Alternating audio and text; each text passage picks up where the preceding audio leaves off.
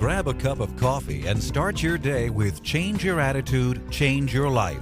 Change Your Attitude, Change Your Life features stories to inspire, motivate, and empower you. Live your best life now. Listen, learn, think, and decide. Change your attitude, change your life.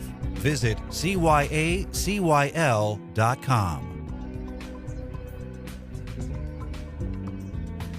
Welcome to Change Your Attitude, Change Your Life. I'm Joan Herman. Thanks for tuning in. Research and breakthroughs in neuroscience show that the human brain is more powerful than we once thought, and that limitations are often imposed by us and are not a result of the brain's physical shortcomings. According to today's guest, Dr. Rudy Tanzi, we can train our brain to overcome everyday challenges such as memory loss, depression, anxiety, and weight gain, and that once the mind unleashes its profound power, the result will be greater awareness, a healthier body, a happier disposition, and unlimited personal growth. Dr. Tanzi is a Harvard Medical School professor and one of the most renowned experts on the brain. He's teamed up with best-selling author and physician Deepak Chopra for his new book, Superbrain: Unleashing the Explosive Power of Your Mind to Maximize Health, Happiness, and Spiritual Well-Being. These health pioneers demonstrate that through increased self-awareness and conscious intention, you can train your brain to reach far beyond its present limitations. Dr. Tanzi is the Joseph P. and Rose F. Kennedy Professor of Neurology at Harvard University, and he's the director of the Genetics and Aging Research Unit at Massachusetts General Hospital. He co-discovered the first Alzheimer's disease gene and several others as head of the Alzheimer's Genome Project. Welcome, Dr. Tanzi. Thanks for joining us today. Well, thanks very much. It's great to be here and to talk about Superbrain. Dr. Tanzi, on this show, we often talk about the power of our thoughts in relationship to our physical well-being. And we know about the magnificence of the brain. We know we're sitting on power, but often we don't know how to tap into it. In fact, I think many of us actually shut the power off. Yeah, I mean, we think of the book Superbrain, we being Deepak Chopra and I, as almost like a long-awaited user's manual for the brain, because we're born with this incredible organ with 100 billion or so nerve cells making this intricate neural network with hundreds of trillions of connections. It's just a miracle. It's we call it a 3-pound universe, and frankly, most of us just don't take advantage of it. We don't really appreciate it enough. We don't use it. We just passively let the brain use us. In other words, certain feelings come about us and we just say, fine, I'm sad right now, I'm happy. Or internal dialogue swirls around in the head and you don't really observe it. You just kind of just let it be like a whirlpool and you just kind of, spin around in it. We're saying be conscious of this organ that serves you. Be the user of the brain. And why that's so important is that the health of the brain is the key not only to the health of your mind and your emotions, but also the health of your entire body. So if you are using your brain optimally, your brain's happy and your body's happy, and that makes a big difference in life. You've used the term referring to brain as a verb. We think of it as a noun. What do you mean that the brain is a verb? Well, because, I was surprised to find out, just talking to people about what their view of the brain was. Like, what do you think the brain is like? And most people had this view of the brain, some hardwired, solid-state piece of machinery, made of tissue that allows you to think and feel and brings you sensations. But the fact is the brain is always changing. The key power to the brain is its ability to adapt. It's a dynamic organ. So everything that happens to you in life, everything you think, everything that you experience not only from the outside world but from your own mind is changing the brain at every single moment. And when I say change, I mean at the chemical level, at the level of how nerve cells connect with each other and communicate, and even at the genetic level. Actual gene activity changes simply based on your interaction with the world and your interaction with yourself. So what this says is that brain is more of a verb and that it's a constant activity that's always changing, it's always adaptable, and you can either take the harness of the brain and determine where it's going to ride and make sure that your brain brings you the world you want to live in, or you could just go along for the ride and hope for the best. We're saying do the former, to become the user of your brain, and in the Superbrain, we basically tell you various ways to do this on an everyday basis. I think this information is so important in our everyday lives because it goes against really everything we've been taught in science in school. we were taught in my generation, I'm in my upper 40s now, that your brain cells, they died off and you would picture it shriveling up and dying. And what you're saying is that through neuroplasticity, it's changing. And even into old age, does this continue? Yeah, I mean, we don't want to make claims that if for clinical conditions that, our book is going to change stuff. I mean, if you're clinically depressed or if it's actual Alzheimer's disease, or, some clinical problem, we're not replacing the need for medical attention.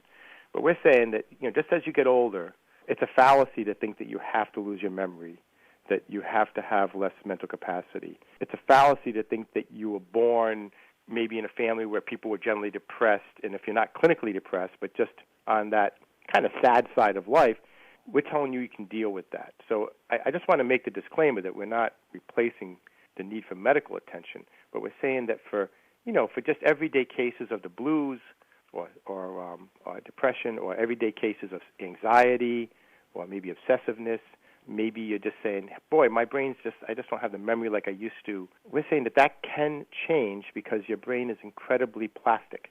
So there are two things the brain can do that in our generation we didn't learn this, right? Because I'm also in your same generation. Mm-hmm. I would go out for a drink to the pub, and my mother would say, careful how much you drink because you're going to lose those nerve cells and they'll never come back. And to some extent that's true, and she was right. Moderation is the key. But for some, they can't drink at all because they may be predisposed to alcoholism. But what we're saying is that there are certain parts of your brain, very important parts, where nerve cells continue to be born. You make new nerve cells as an adult. And one area is that area involved with short-term memory called the hippocampus. Hippocampus means seahorse in Latin because it looks like a little seahorse. It's a tiny area, and it's where all the new information that's coming in is stored short-term before it gets transferred to the hard drive, the long-term parts of the memory parts of the brain.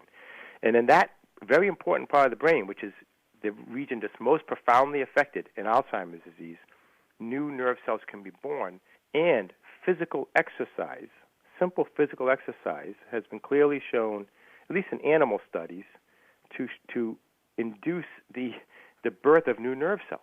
Just activity, physical activity, induces the birth of new nerve cells in that area. So physical exercise is a great thing, not just for your heart, but for your brain. Neuroplasticity is the ability to make new synapses, make new connections. That's happening all the time, too. Your brain's rewiring itself all the time. And when people say as they get older, oh, my memory is not as good, your brain is fine. I mean, unless you have Alzheimer's, which, could be the case. But in most cases, as you get older, especially if you're in your 40s, 50s, 60s, and you say, I just don't seem to have it like I used to, the senior moments, as we call them. In most cases, it's not a memory problem. It's a learning problem. So think about this: when you have, I have a little daughter who's 4.5 years old. My wife and I are late life parents, and just studying the brain and then watching her is just amazing, right? She learns everything so quickly. She'll memorize a 500 or 600 word book in 2 days, and the reason why is that for her, learning is associated with wow moments. Everything's so cool, right? It's like wow.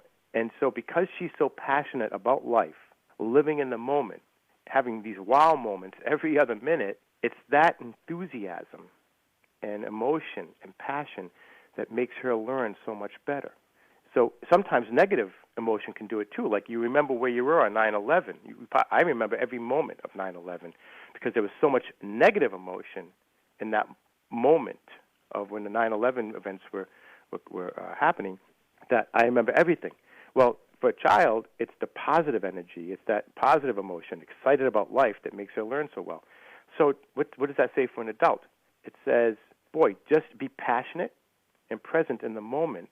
Pay attention. Don't be distracted. Don't be jaded. Don't be apathetic. Don't give in to these so what moments. As a child, you have all these wow moments. You get older, and it's like so what moments. Try to have wow moments again. Be passionate about everything around you. Look around, use your senses, be in the moment. And as you learn better because of that, your memory's better. And that's one of the big keys points we make in Superbrain.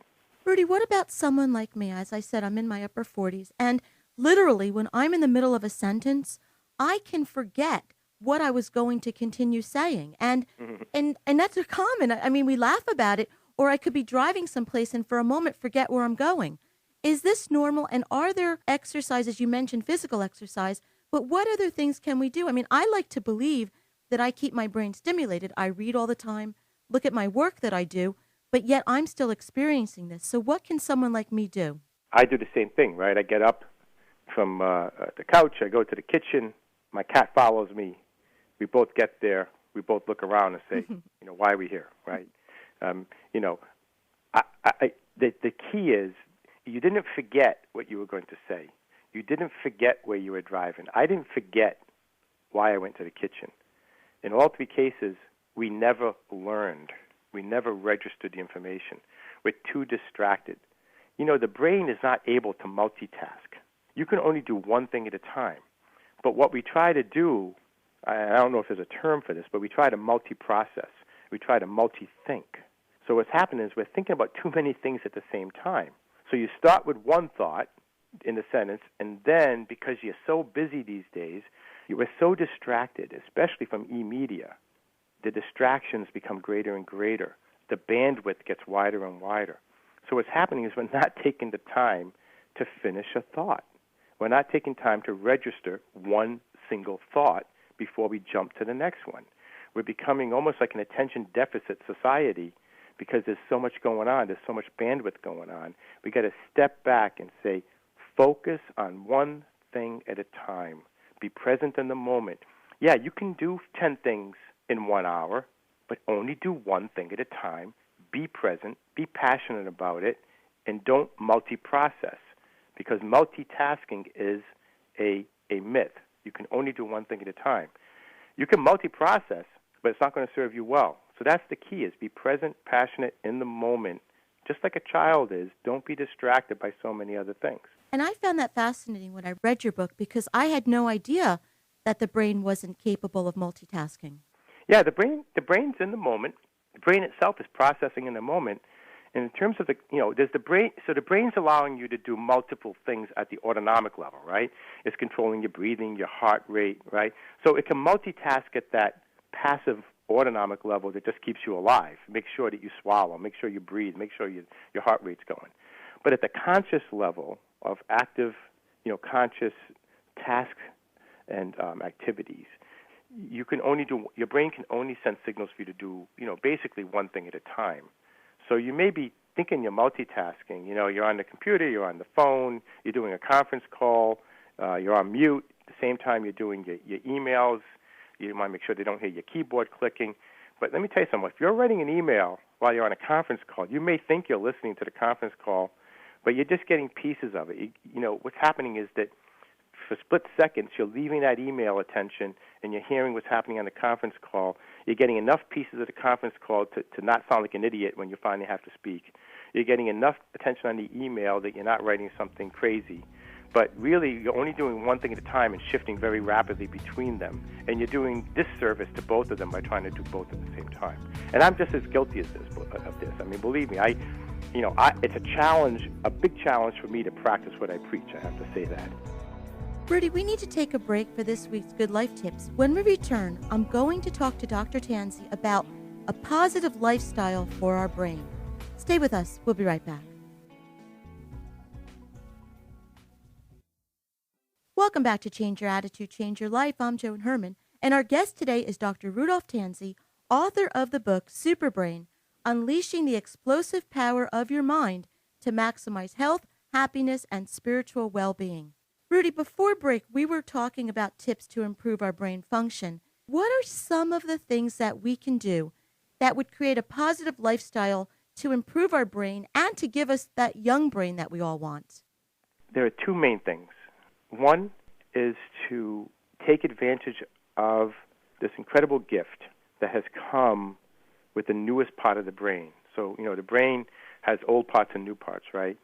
The old part, the reptilian brain, as we call it, in the back of the brain, that's 400 million years old.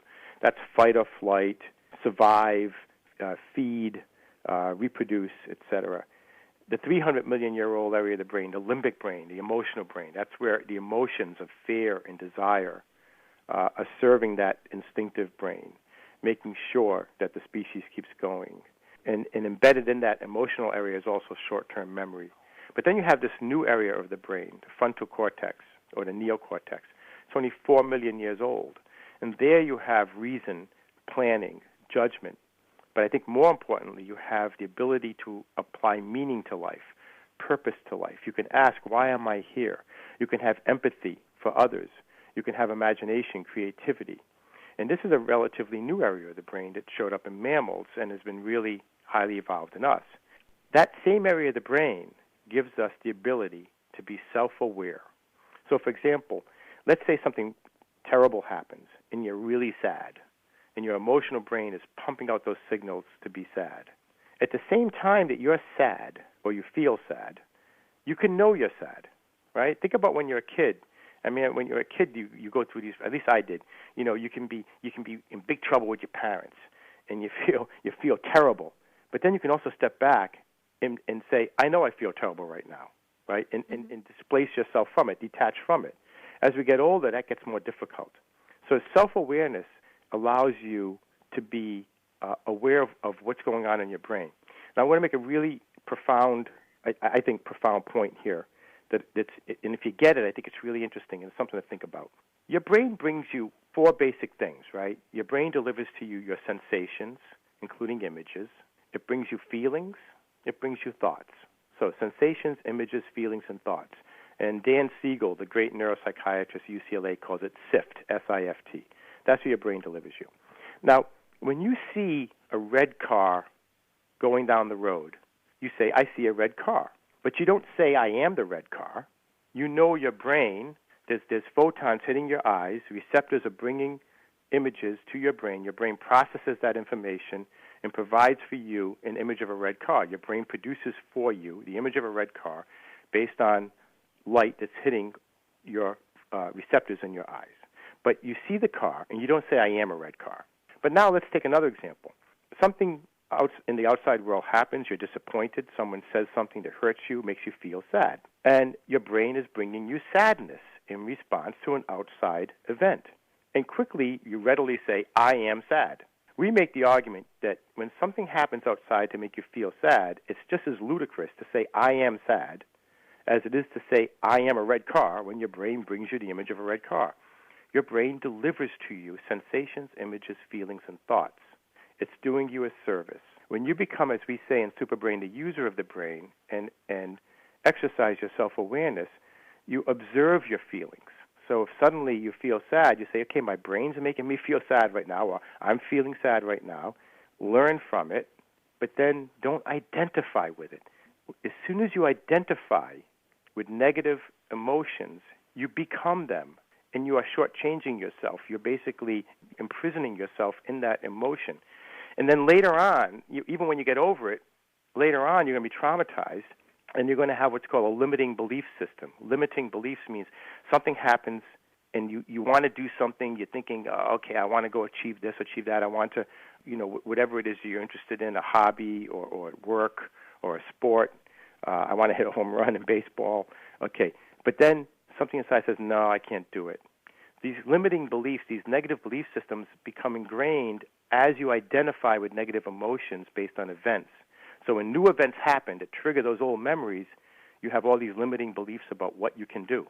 If you want to remove those limiting beliefs, you basically don't identify with the negative emotion. The book is Superbrain, Unleashing the Explosive Power of Your Mind to Maximize Health, Happiness, and Spiritual Well-Being. Rudy, if our listeners would like more information about Superbrain, where can they go? Well, first is a website, which is Chopra, as in Deepak Chopra. It's chopra.com/superbrain, and superbrain is hyphenated. So chopra.com/super-brain. And there we have information about the book, but we also have a series of Superbrain videos where Deepak and I discuss on these various videos different topics from Superbrain. And as always, our listeners can visit our website, CYACYL.com. That stands for Change Your Attitude, Change Your Life.